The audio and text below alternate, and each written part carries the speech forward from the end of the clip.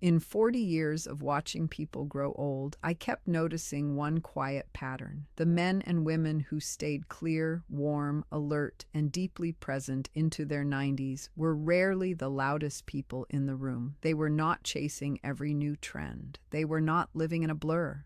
They had rhythm. They had pauses. They had a way of stepping out of the noise before the noise swallowed them whole. And what shocked me is this. Almost none of them learned that from modern health culture. They learned it at home, around a table, inside family habits, inside ordinary days, repeated with care. Stay with me, because what I am about to show you may change how you think about aging completely. It is not a gadget. It is not a supplement. It is not some impossible routine that only rich people can afford. It is simple, old-fashioned almost. And now science is finally catching up to what many families understood long before brain scans, long before podcasts, long before wellness became a business. If you have ever worried about memory, focus, energy, or the feeling that you are somehow fading faster than you should, listen closely, because the real issue may not be age at all. It may be the pattern of your week, and once you see it, you cannot unsee it. By the end of this, you will understand the 3 habits that quietly protect the mind, and why one of them should begin tonight, not next month, not after a checkup, not when life calms down, because life never calms down on its own. Let me say this clearly before we go further. I am not here to replace your doctor, your treatment, or your common sense. I am talking about what I have seen again and again in real life. People who did many things right still found themselves drifting in their 70s and 80s. They ate carefully. They took the pills they were told to take. They went to appointments. They tried to be responsible. Yet little by little something changed. Names slipped away. Attention became weaker. Joy became thinner. The mind looked tired even when the body was still functioning. And across from me, so many of them asked the same painful question. Why is this happening if I am doing everything I was told? The answer was not glamorous. They were missing something basic, something no bottle and no app can give them. It was not only about what entered the body. It was about how the mind was being used, overused, and never truly reset. That is why so many older people today feel constantly stimulated but strangely dull, always busy but somehow less alive. Their brain is receiving input every waking hour and almost never getting the deep quiet it needs to sort, store, recover, and repair. This is where the old rhythm matters. For generations, many Jewish families protected one block of time each week that interrupted the madness, not as a luxury, not as a reward, as a way of living. And once I understood that, 100 different stories from my own life suddenly made sense. If you have been living in non-stop mental traffic, this next part may hit you hard. The first habit is a real day of rest, not fake rest, not sitting on the couch while checking messages every 4 minutes, not taking it easy while still planning, deciding, responding, scrolling, and carrying the whole week inside your head. I mean a true break, a full stretch of time when the nervous system is no longer being pulled in 10 directions at once. In many Jewish homes, that pause is built into the week. From one evening to the next, work slows down, devices go quiet, meals become slower, conversation gets deeper, and the mind finally steps out of performance mode. Think about what that means in modern life. No endless notifications, no constant switching, no pressure to produce, no flood of headlines, no low-level panic humming in the background, just rest, food, walking, people, prayer for some, stillness for others, and the rare feeling that time is not chasing you. That kind of pause does something powerful. It gives memory a chance to settle. It lets emotional stress come down. It gives the brain room to breathe. You cannot stay sharp forever if your mind never comes off duty. You cannot think clearly if every hour is filled with noise. And this is exactly what so many people today are missing. They are exhausted in ways sleep alone cannot fix. They wake up tired not because they slept too little, but because their brain has forgotten how to stop.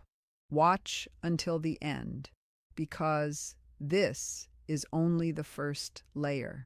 And the second habit changes the body just as much as the first one changes the mind. I remember one older woman who came in terrified that her memory was failing. She was in her 70s, intelligent, responsible, careful with her health, and deeply frightened because she had watched decline happen in someone she loved. She told me she was forgetting names, losing the thread in conversation, and feeling as if her mind was always one step behind the room. So I looked at the usual things first. Nothing dramatic showed up. Then I asked a different question. What does your week actually feel like? She described a life with no empty spaces in it. Even after retirement, every day was filled. Family tasks, errands, calls, news, streaming shows, little digital habits that looked harmless but never stopped. Her brain was always on, always receiving, always reacting, never digesting. So I told her to try something radical by modern standards and normal by older standards. One true day each week with no work, no scrolling, no unnecessary decisions, no background noise filling every silent moment. Friday evening came and she shut things down. She ate with family. She took a walk. The next morning she woke up without an alarm. She read slowly, sat near a window, had lunch without rushing. Spoke to someone face to face instead of through a screen. She did not become a different person overnight, but over the next weeks, a softness came back into her expression. Her daughter noticed first. Then she noticed it herself. She said, "I feel present again." That matters because sometimes what people call decline is not damage. Sometimes it is overload, and overload can look frighteningly similar to aging when it lasts long enough. Here is why that weekly pause matters so much. Your brain is not a machine that improves by running nonstop. It is more like a living field. It needs seasons. It needs active days and quiet days. It needs challenge, yes, but also recovery. During sustained periods of rest, the parts of the brain involved in memory and attention are finally able to process what has been piling up. Stress chemistry begins to settle. Mental clutter thins out. Emotional reactions that felt sharp on Thursday suddenly look manageable by Saturday. Even your conversations change when you are not rushing toward the next demand. You listen better, you remember more, you feel more real. And that is why I want to challenge you to do something very simple this week. Pick one day or one long stretch from evening to evening. During that time, step out of the stream. No work, no endless messages, no doom scrolling, no digital grazing. Eat slowly, walk slowly. Let a conversation wander. Read something that makes you think instead of something that makes you panic. Sit outside if you can. Let your eyes rest on something farther away than a glowing screen. Let your mind be in receiving mode, not broadcasting mode. If this sounds too simple to matter, good. That usually means it is important.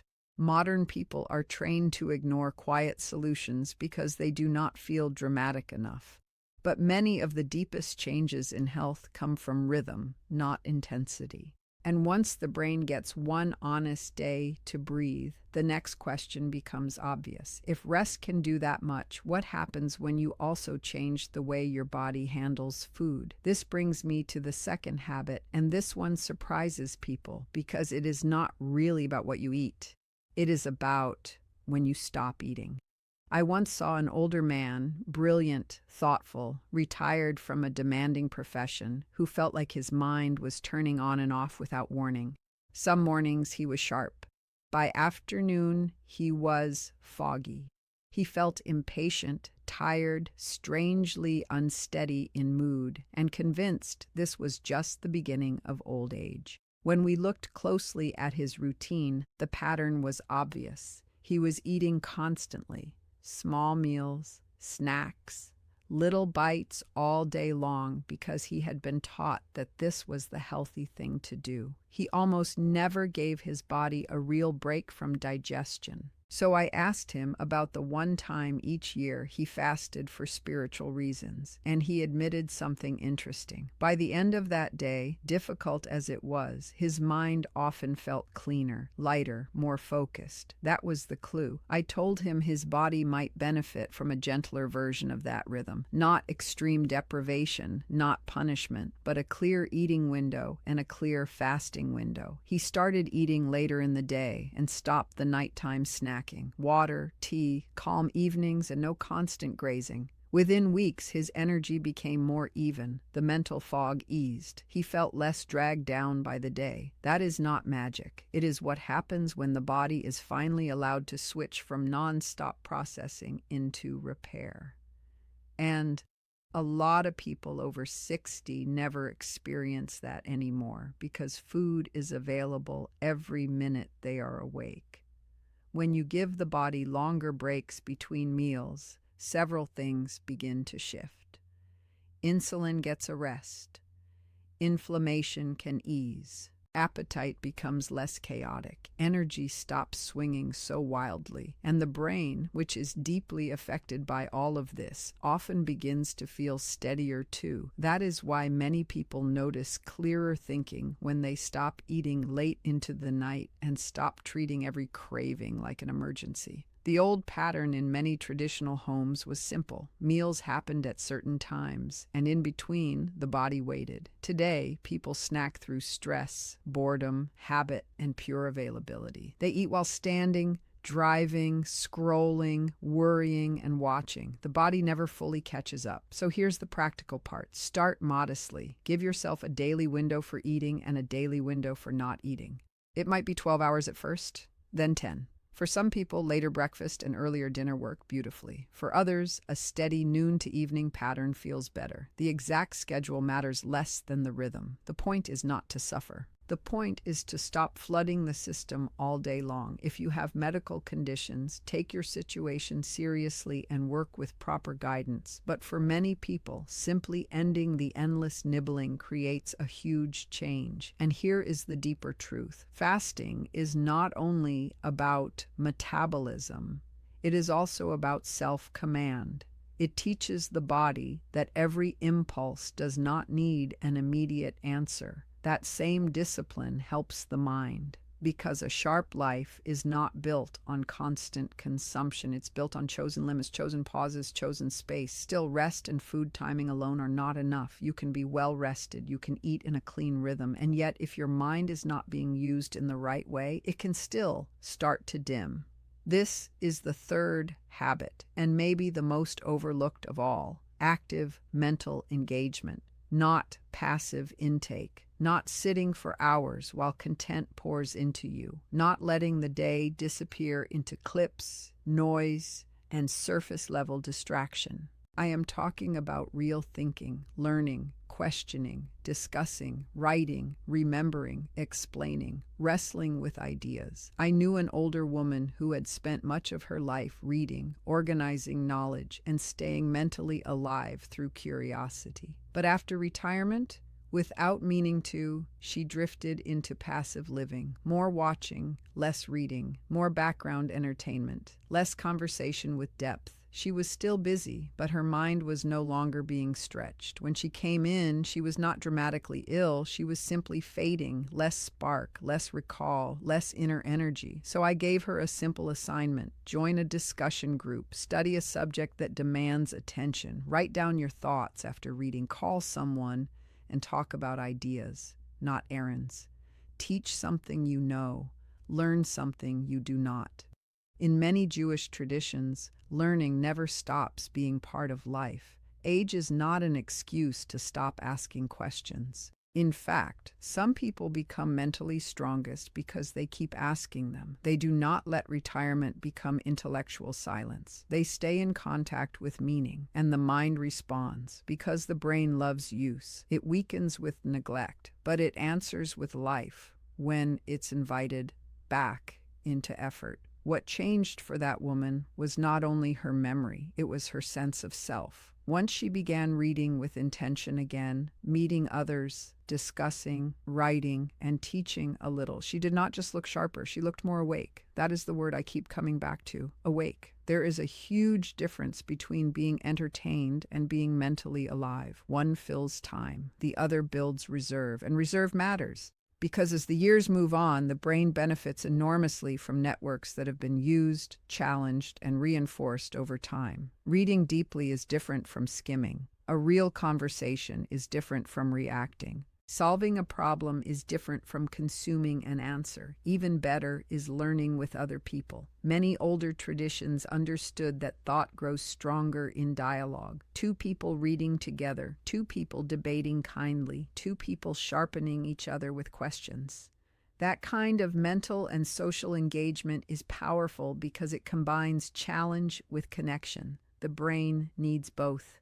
So this week, I want you to commit to 1 hour of genuine engagement. Read something with a pen in your hand. Join a class. Start a discussion group. Listen to a lecture and then write what you think, not just what you heard. Call a friend and talk about a big idea. Learn a poem. Practice a language. Work a puzzle that actually frustrates you a little. Teach a grandchild how something works. Do not just receive the world. Answer it. Shape it. Push back against it. That is how a mind stays alive. And if you think it is too late to begin, that thought right there is the one you need to challenge first. Now put these 3 habits together and the picture becomes clear. 1 day of deep rest each week. 1 daily rhythm that gives the body real breaks from food. 1 ongoing practice of active, social, meaningful thinking. None of these works best alone.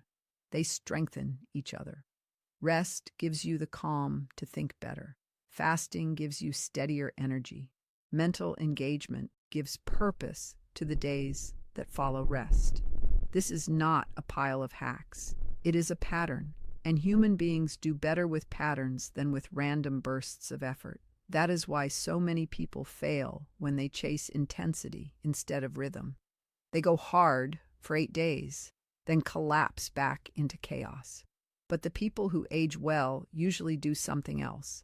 They repeat a sane pattern for years, quietly, almost invisibly. No drama, no applause. They protect the table. They protect sleep. They protect conversation. They protect the mind from being flooded every hour. They are not perfect. They are patterned. And I need to say something important here. Sharp aging is not about becoming a machine. It is not about control for the sake of control. It is about preserving your presence, your ability to recognize the room, follow the story, feel the moment, laugh at the joke, remember the child's face, finish the sentence you started, and still be fully yourself in the company of people you love. That is what people are really afraid of losing, not just memory in the technical sense, presence. And presence is shaped by how you live long before it is tested by age. I have watched older adults in their 80s and 90s who had no perfect life, no perfect genes, no perfect luck, and yet they carried a steadiness that younger people envied. They still noticed details. They still followed conversation. They still had humor, patience, and inner order. Why?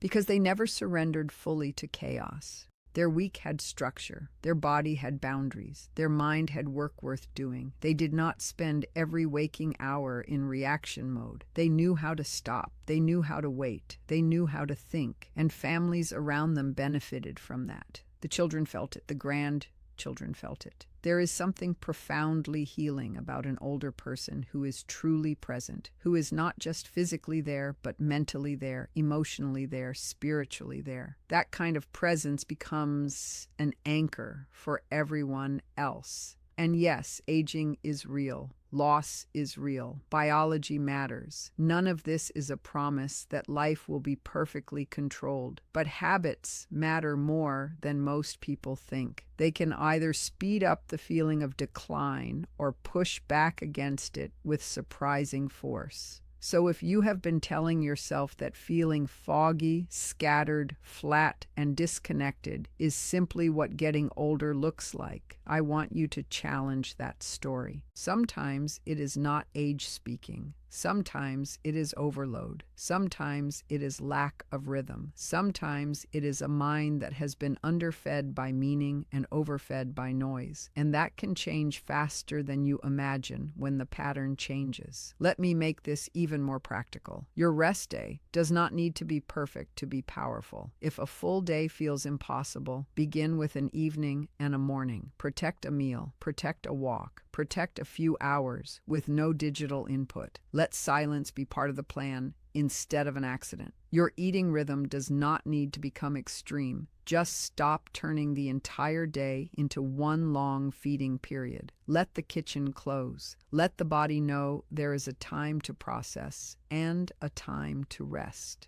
Your mental engagement does not need to become academic. It just needs to be real.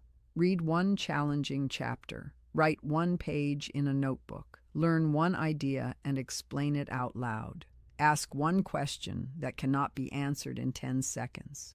If you do these things consistently, you begin to send the brain a very different message. Not survive, organize, not react, build, not fade, wake up. And here is a line I want you to remember. The mind does not stay bright by accident. It stays bright by use, by rhythm, and by relief from constant assault. That is why so many people feel better almost immediately when they start. Not because every neuron has transformed in a weekend, but because the whole system recognizes order. Sleep deepens, mood steadies, attention returns, and once you feel even a little of that, you do not want to go back. Keep watching this idea in your own life over the next month, because small changes repeated with respect can do more than dramatic efforts done once in panic. If you are someone who has been scared lately, if you have walked into a room and forgotten why, if you have lost a name you knew well, if you have felt more absent than present, I want to speak to you directly. Do not rush to the darkest conclusion before looking at the shape of your days. Look at the noise, look at the pace, look at the midnight snacks, the scattered sleep, the endless input, the passive evenings, the lack of meaningful conversation, the absence of true pause. Then ask a kinder and more useful question. What if my mind is not gone, only overwhelmed? What if what I need is not more panic, but a better pattern?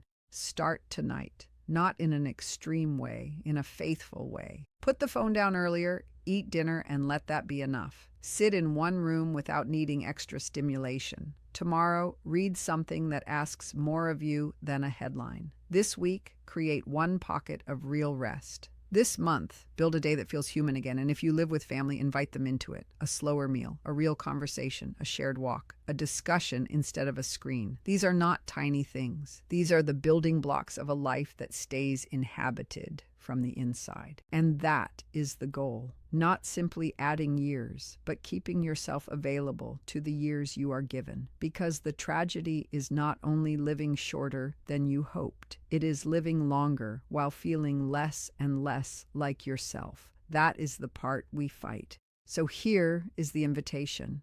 Give these habits 4 honest weeks. 1 real period of rest every week. 1 clear eating rhythm every day. 1 steady practice of learning, conversation, writing, or deep thinking that keeps the mind active and connected.